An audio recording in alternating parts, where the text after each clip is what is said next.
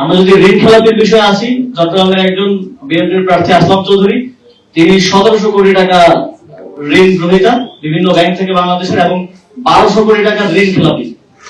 1200 কোটি টাকা ঋণ খেলাপি একজন ব্যক্তি 5টা ব্যাংকে, 5টা ব্যাংকে। তাকে প্রথমে নির্বাচন কমিশন, একজন নির্বাচন কমিশনার বললেন যে তাকে তো এটা দেওয়া উচিত না, এটা বাংলাদেশের মানুষ ভালোভাবে নিবে না, সবকিছু ওয়াজ লিডিং টুয়ার্ডস যে তার প্রার্থীটা অবৈধভাবে বাতিল হবে। হঠাৎ করে পাশে একটু কথা বলে তিনি বললেন যে এটা অ্যাকসেপ্টেড।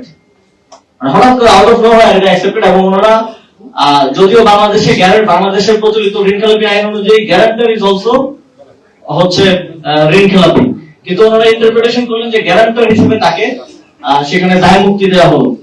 এবং আমরা দেখলাম যে ওনারা ওইখানে বসে আইনের ইন্টারপ্রিটেশন করছেন, ওনারা ওইখানে বসে সংবিধানের ইন্টারপ্রিটেশন করছেন, যেটার কোনোটা দেখতে ওনাদের নেই।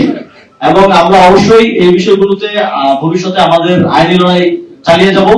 এবং আমরা আজকে স্পষ্টভাবে বলছি যে নির্বাচন কমিশনের একটা সুষ্ঠু নির্বাচন, নিরপেক্ষ নির্বাচন আয়োজনের ক্ষেত্রে আমরা পার্টি হিসেবে জাতীয় নাগরিক পার্টি কোনো ধরনের কনফিডেন্স আজকের পরে আর পাচ্ছি না।